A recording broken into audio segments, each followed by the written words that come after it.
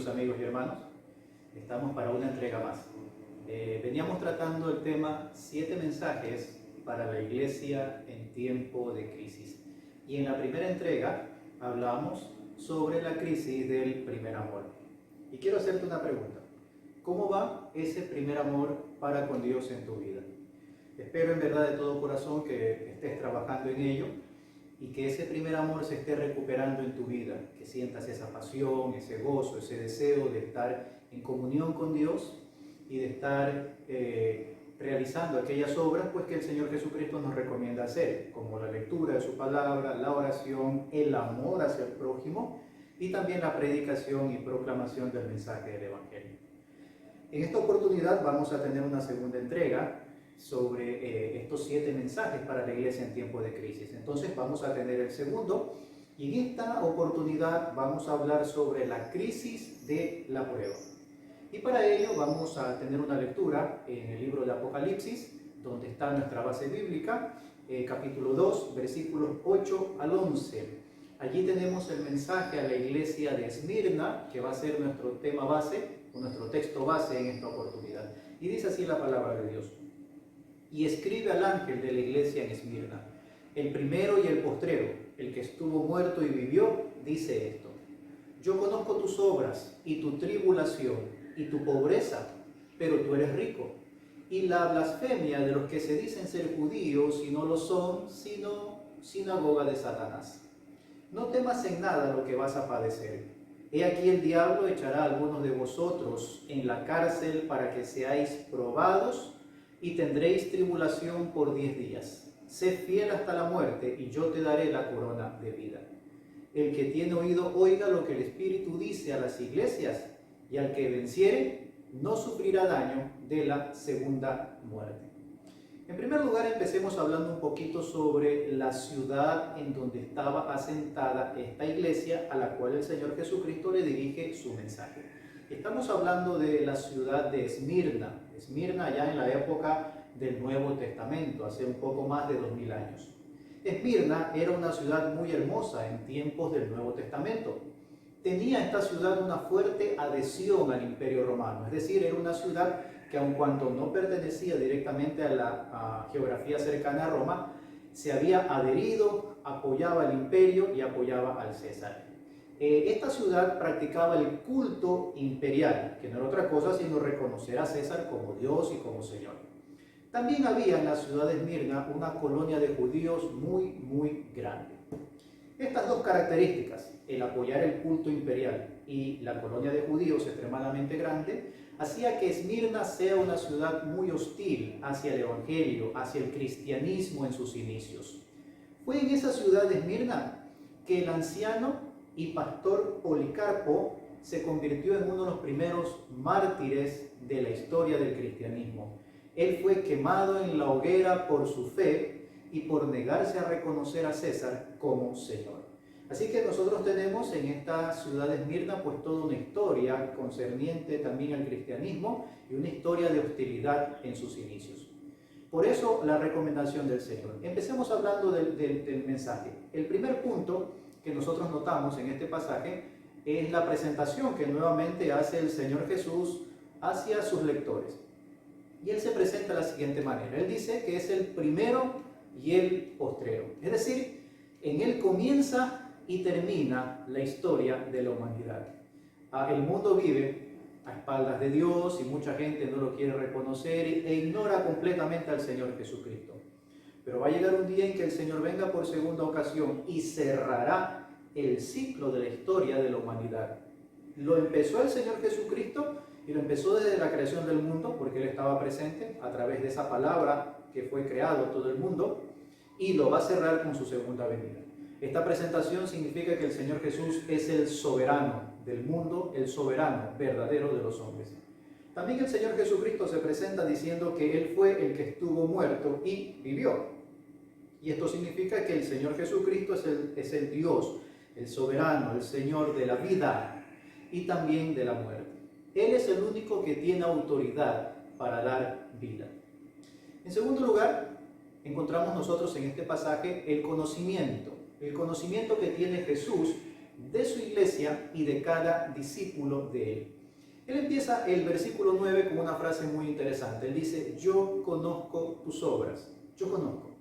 Para Jesús, nada de lo que hacemos, nada de lo que hace su iglesia, nada de lo que sucede pasa desapercibido o está oculto. Él tiene conocimiento, y Él tiene conocimiento inclusive de las cosas tuyas, de las cosas mías, de las cosas que pasan en nuestra vida cotidiana. Él tiene conocimiento de aquellas cosas que pasan en lo profundo de nuestro corazón, de lo que pasa en lo profundo de nuestra fe, en lo profundo de nuestra mente. Yo conozco tus obras, dice el Señor Jesucristo. ¿Cuáles eran esas obras que el Señor describe que conocía de la iglesia de Esmirna? Porque esto es importante conocerlo para sacar nuestro mensaje. De Esmirna dice que él conocía sus obras, todo lo que la iglesia hacía, todo lo que la iglesia estaba pasando. Pero él también dice que conocía la tribulación de la iglesia de Esmirna. Yo conozco tu tribulación, le dice. Todo lo que la iglesia estaba pasando, esa crisis de la persecución, de la tribulación, de la prueba de su fe, el Señor Jesucristo la conocía, tenía conocimiento. Es como que si Él mismo estuviera al lado de la iglesia conociendo en detalle la tribulación por la cual la iglesia estaba pasando. Lo tercero que el Señor Jesús dice conocer es la pobreza. En esos días era difícil identificarse como cristiano. Por ende, no había muchas oportunidades de comercio, de negocio, de trabajo. Había mucha gente en ese tiempo, los primeros cristianos, que eran pobres, porque no tenían muchas oportunidades, menos aún en una ciudad muy apegada a Roma. Y el Señor Jesucristo dice, yo conozco tu pobreza, yo conozco tu escasez, tu necesidad. Pero luego también termina diciendo, o continúa diciendo en este pasaje, pero sé también que eres rico. Y es que los cristianos, cuando sufren la prueba, y producto de esa prueba sufren escasez o tienen pobreza en su vida material, no obstante tienen una riqueza en el reino de los cielos. Una riqueza de la que a veces ni nos imaginamos o no podemos ser del todo conscientes, pero está allí y el Señor Jesucristo nos la recuerda y se la recordó a los cristianos de Esmirna, que a pesar de que tenían escasez material, eran ricos en Él. Ricos en las bendiciones y ricos en cosas celestiales que el Señor les iba a dar en el reino de los cielos. Y finalmente el Señor Jesucristo dice que conoce los enemigos de la iglesia. Sí, Él conoce quiénes están detrás de la persecución, quiénes están detrás de la prueba, quiénes están detrás de las circunstancias que rodean la crisis de la prueba que vive en ocasiones su iglesia. Así que Él conoce en detalle lo que le pasa a la iglesia y lo que le pasa a sus hijos y a sus discípulos. En tercer lugar, en este pasaje, el Señor Jesucristo presenta palabras de ánimo y de exhortación a su iglesia y a cada discípulo. Él dice lo siguiente, no temas en nada lo que vas a padecer. No temas en nada lo que vas a padecer. Preciosas palabras, en verdad. Jesús no nos esconde el padecimiento. Es la primera lección que podemos sacar de estas palabras. Él no nos esconde que vamos a padecer, no nos niega eso. ¿Y saben por qué? Porque el padecimiento es la única forma de probar al genuino creyente. Cuando todo va bien, cuando la vida nos sonríe, cuando tenemos salud, cuando tenemos bienestar económico, cuando somos populares, cuando tenemos la fortaleza de la vida, es fácil identificarse con Dios. Es fácil identificarse como creyente, como seguidor de Jesucristo.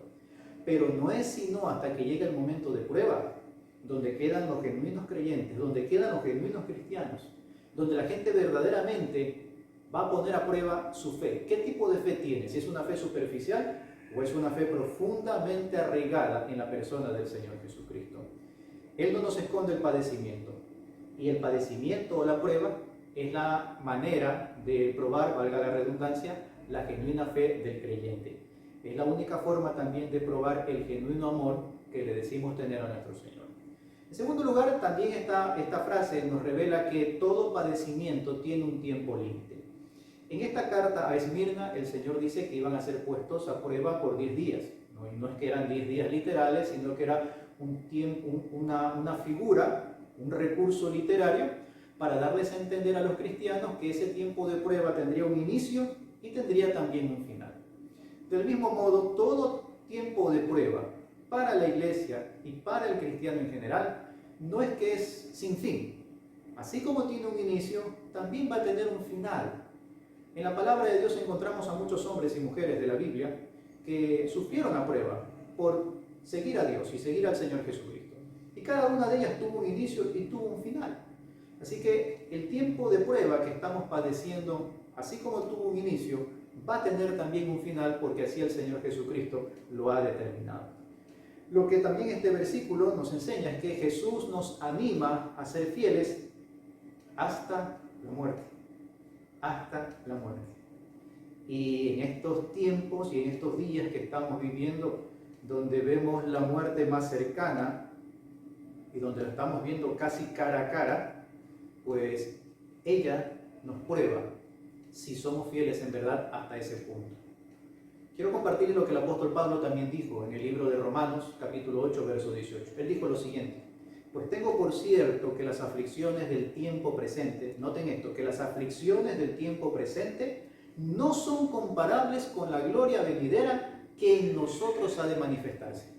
No importa el tamaño de la prueba, no importa el tamaño de la dificultad, no importa el tamaño de la crisis, lo grande que parezca o lo interminable que parezca, no tienen comparación con la gloria venidera que Dios y el Señor Jesucristo va a compartir con nosotros y que se ha de manifestar cuando estemos en su gloria o el Señor Jesús venga por segunda ocasión. Y finalmente Jesús nos recuerda el premio a nuestra fidelidad, a la fidelidad por esa fe y ese amor que le tengamos, la corona de vida. Ese es el premio que el Señor Jesucristo nos va a compartir, la corona de vida. En cuarto punto, y el último punto de este mensaje, es la recomendación final que el Señor Jesús le da a la iglesia de Esmirna. Y él dice lo siguiente: el que tiene oído, oiga lo que el Espíritu dice a las iglesias. La iglesia de Esmirna debía escuchar la voz de Jesús, ninguna otra voz. Y es que cuando estamos en un tiempo de prueba o de crisis, hay muchas voces que suelen venir a nuestra mente y a nuestro corazón. Nuestra propia voz personal, la voz del temor, del miedo, de las inseguridades, o voces cercanas que tratan de desviarnos a veces del camino, pero la única voz que debemos de escuchar es la voz del Espíritu. Y la voz del Espíritu nos va a permitir interpretar correctamente los tiempos y nos va a permitir mantenernos firmes también en el propósito de Jesucristo para nuestra vida. Y el Señor Jesús también añade que a la única muerte que hay que tenerle miedo es a la muerte segunda. ¿Cuál es esa muerte segunda? Pues es la muerte eterna. Es aquella muerte que tendrán las personas que no han aceptado a Cristo en su corazón en esta vida y que partieron a la eternidad sin Dios. ¿Qué conclusiones sacamos de este mensaje? Pues, en primer lugar, analizando los tiempos, quiero decirles y compartirles que desde hace un tiempo o una época atrás, la fe del pueblo cristiano está siendo probada. La fe de la iglesia, de los hijos de Dios, está siendo probada en estas últimas décadas. En primer lugar, a través de la secularización del mundo. ¿Y qué es esto de la secularización del mundo? Es que el mundo no quiere saber nada de Dios y se opone a las cosas de Dios. No quiere saber nada de la fe y cada día se vuelve más hostil, cada día se vuelve más contrario a las cosas de Dios. Y esa es una prueba que la iglesia está sufriendo, que no puede en algunos ámbitos predicar, hablar o enseñar de las cosas de Dios porque el mundo se vuelve cada día más secular. En segundo lugar, la iglesia está siendo probada a través del ataque de sus principios y de sus doctrinas, por medio de leyes y de grupos que están atentando contra la vida. Creo que todos somos testigos de estos movimientos pro-abortistas, de estos movimientos liberales en cuanto a la mujer, se dicen ellos, pero todo esto está atentando contra los principios bíblicos, contra los verdaderos principios de la fe. Esa no es la voluntad del Señor, ¿no? Quitar una vida en su concepción. Y en tercer lugar, a través de esta crisis donde también los cristianos se enferman y también mueren, también están muriendo cristianos, hijos de Dios, hijas de Dios a través de esta pandemia. No somos ajenos a ella, no somos ajenos a ella. También el pueblo de Dios va a perder sus negocios, muchos van a perder sus empleos y muchos están viendo perder la vida de sus seres queridos. Y todo esto pone a prueba la fe del pueblo de Dios. Pero ¿qué nos dice Jesús? Jesús nos dice, sé fiel hasta la muerte. La fe genuina no garantiza absolución del sufrimiento, pero sí garantiza esperanza y seguridad. La fe genuina garantiza paz en medio de la tormenta. La fe genuina garantiza propósito más allá de esta vida. Y eso va a suceder cuando nuestra fe salga robusta después de esta crisis. Por eso es importante escuchar este mensaje y ponerlo en práctica. Si en el primer mensaje Jesús nos exhorta a recuperar o a restaurar nuestro primer amor, en este segundo mensaje nos dice que a través de la crisis debemos de fortalecer nuestra fe, porque esa fe genuina nos garantiza paz en medio de la tormenta, garantiza propósito más allá de esta vida. Jesús dice lo siguiente: el que venciere. ¿Vencer qué? ¿A qué victoria se refiere el Señor Jesucristo? Pues Jesús se refiere a vencer la prueba, vencer el miedo. Hay mucha gente con miedo en estos días, y no es que el miedo sea malo del todo. El miedo es un mecanismo para detenernos de cometer ciertas cosas absurdas, pero no debemos ser presa del miedo, no debemos de dejarnos controlar por el miedo. El cristiano tiene una seguridad en Jesucristo. Vencer la desesperanza. El pueblo de Dios no es que no tiene esperanza, tenemos esperanza de vida y de una vida mejor en Jesucristo. Aquel que venza, dice la Escritura, tendrá la vida eterna. Y termino compartiéndote estas palabras del Señor Jesucristo registradas en el Evangelio de Lucas, capítulo 12, versos 32 y 35. Jesús dijo lo siguiente: no tengan miedo, rebaño pequeño. No tengan miedo, mi rebaño pequeño, porque es la buena voluntad del Padre darles el reino. Manténganse listos con la ropa bien ajustada y la luz encendida. Y la luz encendida debe ser la luz de nuestra fe, firme y convincente en la persona de nuestro Señor Jesucristo. Que Dios les bendiga y estén atentos a la siguiente entrega en los próximos días. Bendiciones.